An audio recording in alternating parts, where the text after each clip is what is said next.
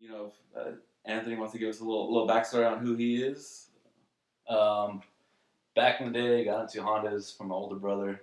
Um, this was like before the Fast and the Furious movie days, where everybody really got into the scene, I guess you could say.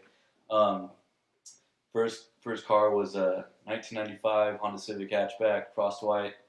From there, I had a few other cars. Currently building a street, I guess you could say drag, with shooting for 800 plus horsepower.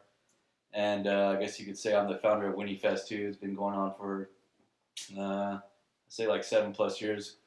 Next year should be the 10th year, but some of the little meets before it was actually called Winnie Fest and it was official. I guess you can't really say count. Some people count them, but either way, it should be about 10 years next year. So thanks for everybody that showed up in the past and everything else. Thanks for the best dance car that showed up this year. Fucking cleaned house. What was best dance this It year? was that EG, that sedan on bags. Oh yeah, that's right. That was the only one, fam. Yeah, it was actually pretty clean though. Yeah, it was clean though. Yeah. But yeah, so like I said, known this guy for a really long time. I have a lot of great car memories with him, so we're just gonna talk shit for as long as we can. Yeah, so let's talk a little more about your sport front wheel drive drag car and possibly a grudge match, dude. Oh yeah, that's right. So I started off with it's a '97 Honda Civic EX. It was all stock for a while. It was my daily, and then of course with anything you can't leave it all stock. So threw an Alice VTEC. It was a little simple 200 horsepower setup. From there, it was pretty cool driving on the streets, messing on the track every now and then. And then our buddy that you know, Albert, he passed away, and we finished his car. It was a 750, almost 800 horsepower car, and that actually um, gave me the itch driving a boosted car, boosted setup. So the last setup I had in the car was a K swap and just simple bolt-ons, and decided to scratch that and build a build a boost setup. So currently running my buddy Albert's old Sleeve B20 block, GSR head, and just a simple setup, precision turbo, GT42.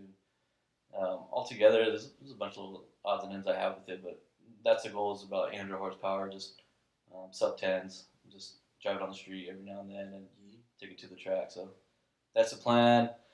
Almost done, I guess, but everybody always says it's almost done. And there's one more thing you gotta buy, and then that one more thing turns to 10 things. So yeah, it's usually how it is. You mentioned before that you were K swap, which, like I said, I've been there throughout from the beginning when you had the car. But what was the main reason to go from K to back to a B series setup? Is it because it's like tried, like test and true, like a B series turbo setup, or is it like the K series? Don't get me wrong, I know K series makes tons of power, but like the K series, it's more like technical, and like a boost setup on K series. Really well, for me, what the K setup I had, it was perfect. I was daily driving it. It was perfect everyday driver. I think what it was for me was um, the access to B series parts in our area is a lot easier to obtain than with the K setups. Because I did think about turboing the K, but the K swap I did have was a K20A3, which was another thing I wanted to do. Was everybody does a K swap, they want to do a K20A, like a top bar setup, or K20A2 from a Type S, and I wanted to be different, so I did an A3 setup. Um, I locked the rockers, did a Type S cams, straight bolt-ons, K-Pro, and it actually held up against other B-Series bolt-on cars that were, and some were built with aftermarket pistons, rod setups, and the car held up to its own, so it wasn't too bad, and it wasn't really that I was tired of the K, it was just B-Series parts are more easily attainable and easier to buy, and the price is a lot cheaper. Well, at least what I've seen, the price is a lot cheaper. So that's what I'm shooting for, just a high horsepower B series to try to turn some heads. So what you're saying is Angel convinced you to go back to B series? Oh yeah. Speaking of that, yeah. So our buddy Angel, he has he's been in the game for a while. He's one of the OGs here in the Central Valley.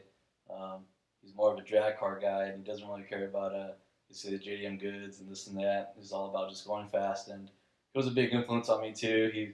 At first he was like knocking what I had, but at the same time respected like the EK4 bumpers I had, CTR headlights, CTR cluster. Then slowly, as you you want to go faster and faster. You like kind of forget about those JDM parts and stuff. Like I have an EK4 clutcher in my car now. Then now I switched it to a AIM dash, and the seats. I have the whole EK3 seats, EK3 steering wheel, EK3 door panels.